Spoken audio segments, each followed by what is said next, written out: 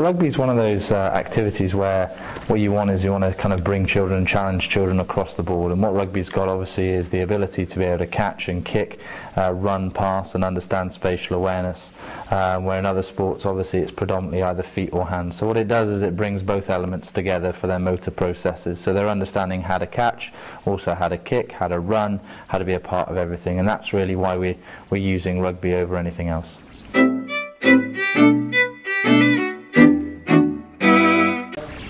Yeah, RugbyBugs is a part of the Bugs group that's had over 10 years of experience deal with children's programs, and you'll see RugbyBugs and YogaBugs being the pioneer in that. And what we've done is we've learnt a lot from that.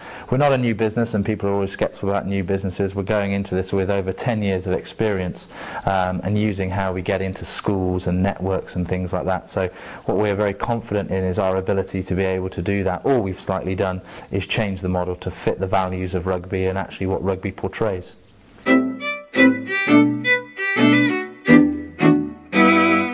RugbyBugs fun? RugbyBugs is all about fun and enjoyment and having a great laugh.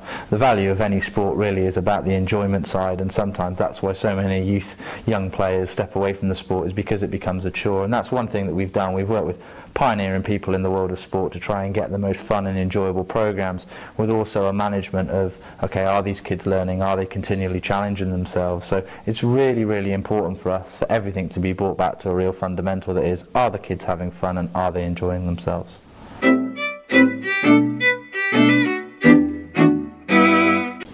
My passion has always been rugby, and I suppose sometimes opportunities open up, and it was a fantastic opportunity for me, and I'd be silly not to take forward with it really. And where I was that rugby has given me so much, and if it was an opportunity that this vehicle could give back to children that might not be in the same position as I am and have the opportunities. But for me it's the values of rugby, and the values of rugby to young children are the things that I'm really massively about preaching really to them, that we want them to understand respect and teamwork and these things that we all know about, but rugby really is the mechanism in my view to be able to bring the future forward.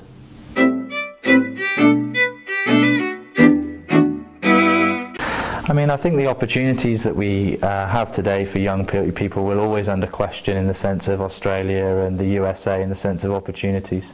What I think we need to do here more, and this is hopefully why I'm involved in this program and is to give people the opportunity and give people the opportunity to learn and develop, but not only the children. One of the things about this program is it's focused in on making sure that everybody's educated. So we're educating not only the child, but the parent and the people involved in that process, to try and make sure that it's an enthused, enjoyable environment for them.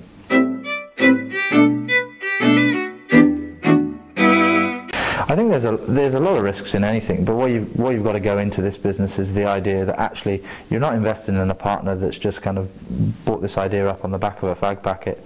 There's over 10 years of experience within this field, and a very successful field as well, of how to work with schools, how CRBs work, and really in 10 years we've got to the point where we've ironed out many of the kinks along the way. Now, we're not a finished article, no business is, and we're always continuing to look to develop, but with 10 years of experience in children's-based activities and the knowledge base that we have around rugby, to be honest, yes, there are risks, but no any more risks than there are in any other business.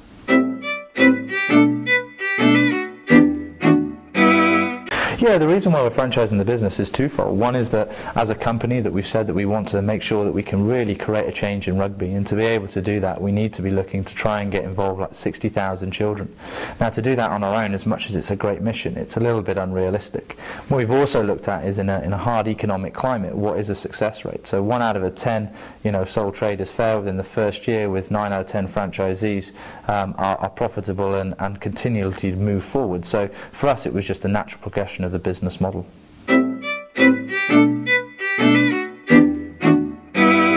Yeah, it's a great question, and it's a question we're asked all the time, what differentiates us from our opponents, and all I would say is anybody trying to promote rugby at first is a good thing. What we've looked to do is we've really taken the model to a whole new level. This is something that, reach between one franchisee is huge in comparison. We've built around specific partners to rugby, with working with the Wooden Spoon, that's the children's charity in rugby. We've got people involved, we've built a program that is continually evolving, continually looking to improve improve with top physicians and physiotherapists and nutritionists, and really trying to make sure that we're delivering the best that we possibly can. And then we're looking at, how do we reinforce that project? What is our measure of success? And a lot of our other competitors' measure on success is the amount of money in their bank account. Well, what we're looking at is one of our measures of success is how many of these young children that have been involved in RugbyBugs go on to play for their local community rugby club.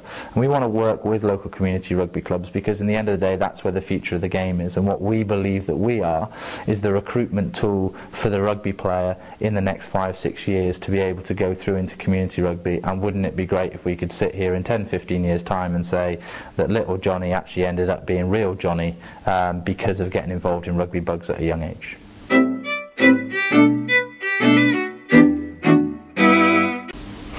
The support structure is really important. It's one of the things that when we've been discussing with other franchisees and people that maybe been involved in other children's-based activities, it's one of the elements that seems to be failing. So what we have is a head office that is based around social networking, marketing, support for the franchisee throughout the whole process, from a coach education point of view, where you're going through continual coaching to make sure that you are confident with the new games and ideas and philosophies. But it's not also that. We also have a specialised team working from the management side and accounts, and really trying to actually make you a better person to be able to move forward within the management structures, but be able to feel confident along the way. One thing that we've learnt in rugby from looking at our coach network is that if coaches are actually to become better coaches, they need to feel confident in the ability to be able to deliver.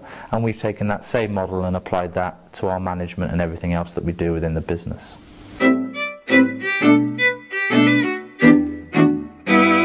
Yeah, what we've looked at, and actually after a mass experience, is to try to find out what's a good coach. And I think sometimes you can be focused in too much on qualifications and leadership roles and attainments. And we do have a base rate, and we are looking at level 1 RFU coaches. But actually what we're looking for is people that can embrace the coaching environment, the coaching language that we have, can understand the philosophies of the games and the reasons why. And we're continually, as a company at head office, looking to create that awareness, ever seeking new coaches and new opportunities, and trying to place that with our franchises to say, actually, this person would be a really good person for your network.